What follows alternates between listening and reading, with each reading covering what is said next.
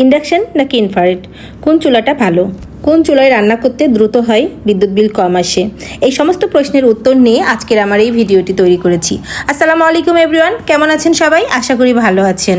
অনেকেই আমার কাছে প্রশ্ন করেন, যেহেতু আমার দুইটা চুলা ইউজ করার অভিজ্ঞতা আছে, তাই অনেকেই জিজ্ঞাসা করেন কোন চুলাতে সুবিধা অসুবিধা কি। তো সেই সমস্ত কিছু নিয়ে আমার মনে হলো যদি একটা ভিডিও তৈরি করি তাহলে আমার সমস্ত ফেসবুক বন্ধুদের অনেক উপকার হবে, এবং সাথে দেখাবো আপনাদেরকে শাপলা ফুল ডাটার তরকারি রান্না এই ইনফ্রারেড চুলাতেই। আমাদের রান্নাঘরে আধুনিকতার ছোঁয়ায় এখন ইন্ডাকশন আর ইনফ্রারেড চুলার ব্যবহার বাড়ছে, তবে কোনটা ভালো সেটা জানার আগে চলুন জেনে নিই দুটোর সুবিধা এবং অসুবিধা। আজকাল রান্নাঘরে গ্যাসের পাশাপাশি ইলেকট্রনিক চুলার ব্যবহারও অনেক বেড়েছে, কিন্তু ইন্ডাকশন আর ইনফ্রারেড দুটো দেখতে কাছাকাছি হলেও কাজের ধরন অনেকটাই আলাদা। আজ আমি সহজভাবে বোঝাবো কোনটার সুবিধা অসুবিধা কি, আর শেষে বলবো শাপলা ডাটার কিছু দারুণ পুষ্টিগুণ। চলুন তাহলে প্রথমেই জেনে নিই ইনফ্রারেড চুলা সম্পর্কে।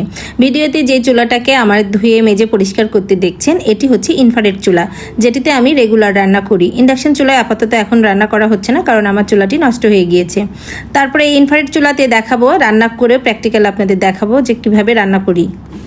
ইনফ্রারেড চুলা একটু আলাদা, এখানে পাত্রের তলায় সরাসরি তাপ তৈরি হয় না, বরং রেড লাইটের মতো এক ধরনের তাপ বিকিরণ করে রান্না হয়। ফলে যে কোনো ধরনের হাঁড়ি, পাতিল, কাঁচ, অ্যালুমিনিয়াম, মাটি, স্টিল এভরিথিং পাতিলে রান্না করা যায়। দামের দিক থেকেও এটা ইন্ডাকশনের তুলনায় সস্তা এবং ইনস্টল করাও সহজ। রান্নার সময় কোনো শব্দ হয় না, তাই পরিবেশও শান্ত থাকে, কিন্তু রান্না হতে একটু সময় বেশি লাগে, কারণ তাপ বাতাসে ছড়িয়ে যায়, ফলে এনার্জি ও খরচ কিছুটা বেশি হয়। আর এর পৃষ্ঠতল রান্নার পর অনেকক্ষণ গরম থাকে, শিশু বা অসাবধানতা কেউ হাত দিলে পুড়ে যেতে পারে। আর এটা সর্বোচ্চ 2000 বা এখন আরও কিছু চুলা আছে যেগুলোতে বেশি আরও টেম্পারেচার সেট করা যায়, তবে আমার চুলায় 2000 পর্যন্ত ওয়াট দেওয়া যায়। ভিডিওতে দেখতে পাচ্ছেন চুলা অন করার পরে ফাংশানে সেট করে আমি 1800 টেম্পারেচার দিয়ে দিয়েছি।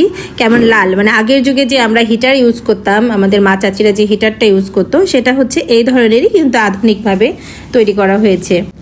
এই চুলাতে যে কোনো ধরনের পাত্র ইউজ করা যায় বলে এটাতে রান্না করতে আমার ভীষণ ভালো লাগে। পাত্র নিয়ে কোনো টেনশন করতে হয় না। হ্যাঁ, তবে আরেকটি বিষয় লক্ষ্য রাখতে হবে, পাতিলের তলাটা যেন ঢালু না হয়ে থাকে, ফ্ল্যাট যেন হয়, তাহলে সমানভাবে সব দিকে তাপ ছড়াবে। আর এখন যে পাত্রের তলা দেখাচ্ছি এগুলো ননস্টিকের হলেও কিন্তু আপনি ইনফ্রারেড চুলা ইউজ করতে পারবেন, কিন্তু ইন্ডাকশানে করতে পারবেন না, কারণ এটি ইন্ডাকশন বেজ নেই।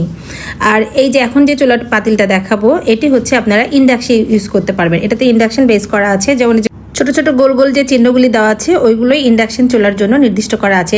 এরকম স্টিলের পাত্র আপনারা ইন্ডাকশানে ইউজ করতে পারবেন, তাছাড়া যে কোনো ধরনের পাত্র ইন্ডাকশানে ইউজ করা যাবে না।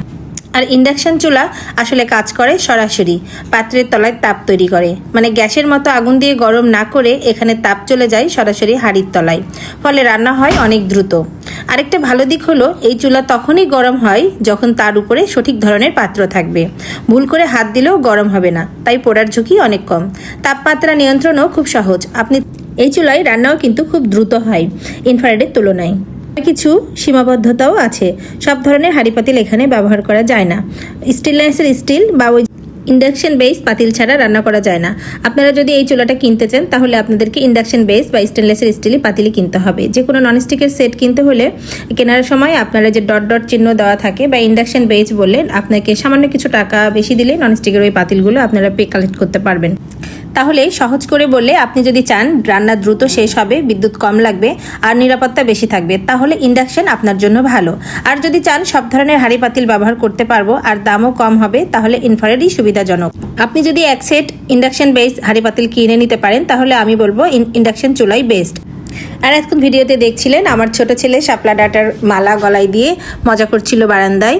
আসলে ছোটবেলায় আমরা এই ধরনের আনন্দ অনেক করেছি। গ্রামে যখন গিয়েছি শাপলা ফুল পেলেই এভাবে ছোট ছোট করে মালা গেঁথে নিতাম, এবং এই ডাটাগুলো অনেক সময় তেঁতুল দিয়ে লবণ ঝালমরিচ দিয়ে মাখিয়ে খেতেও কিন্তু অনেক মজা লাগে।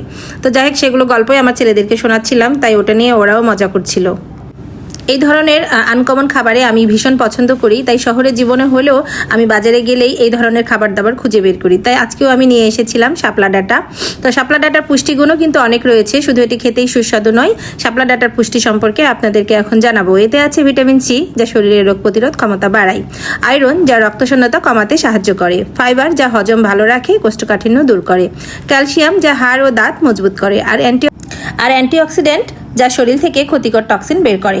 গরমের দিনে শাপলা ডাটা শরীর ঠান্ডা রাখতে ও পেটের গ্যাস অম্লতা কমাতে দারুণ কাজ করে।